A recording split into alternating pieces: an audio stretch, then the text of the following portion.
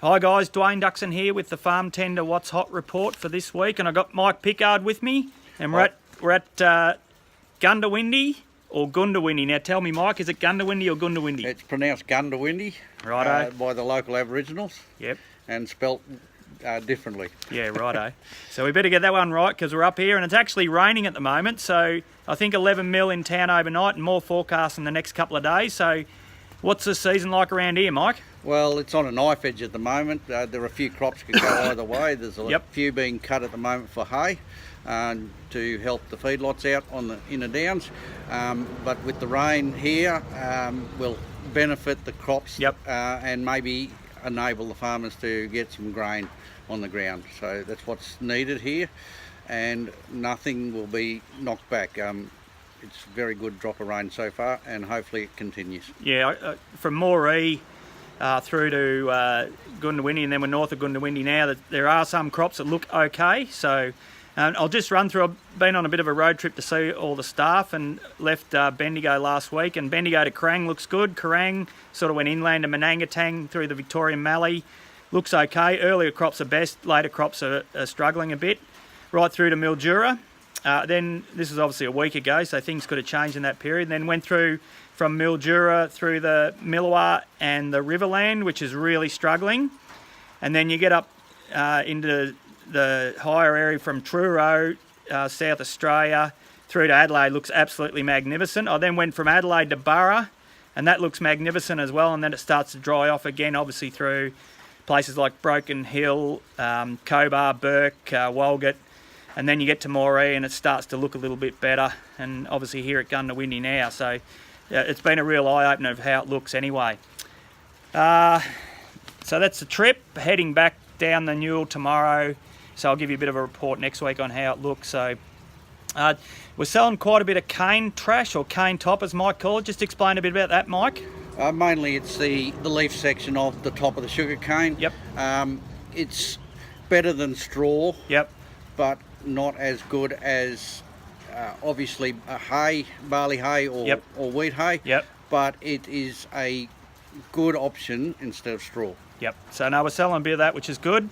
As we mentioned about the rain, there's rain expected in this area in northern New South Wales over the next couple of days. Grain and hay, obviously prices are through the roof, but you know people have come to the realisation that that's the price. There's a ship of grain arrived in Brisbane. Just tell us a bit more about that, Mike. I've heard on that ship arrived last week there for grain for the feedlots. Yeah, mainly wheat for the feedlots, and a bit of barley if they can get some over from WA and South Australia. All brought up here for the Darling Downs for the feedlots. Yep, thanks. And we've implemented a new automated sales confirmation system, which we kicked off this week. So if you have any spot any bugs in our sales confirmations, please let us know.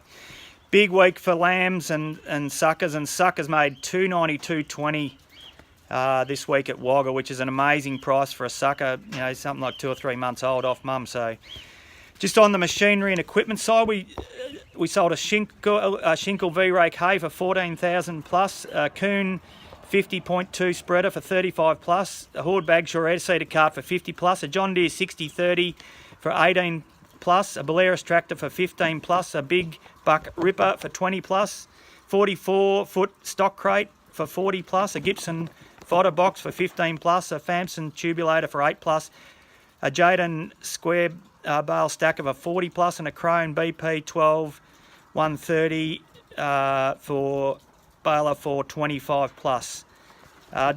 We're at north of Goondiwindi here at a complex, a grain complex. Just tell us a bit about this grain complex, Mike. This is owned by Carpendale Commodities. It has a large storage complex, specialises in brokering grain into the feedlots, and offers a storage opportunity for local farmers as well. And they also help market the local farmers' grain into the complex. Yep. It's a very new complex. State of the art. And they're developing the complex as they go. Yep. They have their own freight options as well. And it's a very good bunker operation where they manage your livestock, as you would call it, your weevils and stuff like that. So we're just having a bit of a tour around, and we'll get back to you later. No worries. What's your number, Mike, for the customers out here? 0429 677 636. No worries. So ring Mike or ring 1300 Farming, which in real terms is 1300 327 646, or go to www.farmtender.com.au. We'll sign off here. Hopefully we get some more rain up in this area, and hope everyone has a great week farming. End the message.